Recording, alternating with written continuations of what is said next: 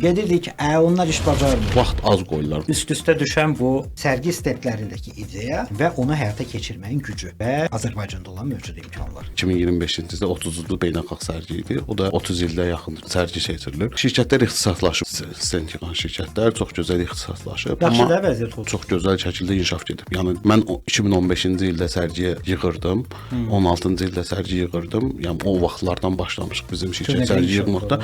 Çox gözəl şəkildə inkişaf var. Nədə məsələn inkişaf? Sərgiyə girən şirkətlər belə ixtisaslaşıb birinci növbədə ilk başlanğıc dizayn istəyirdilər. Əvvəl dizayn istəmirdilər, deyirdilər elə Çora-Şimala yığaq, bundan belə yığaq, bundan belə yığaq.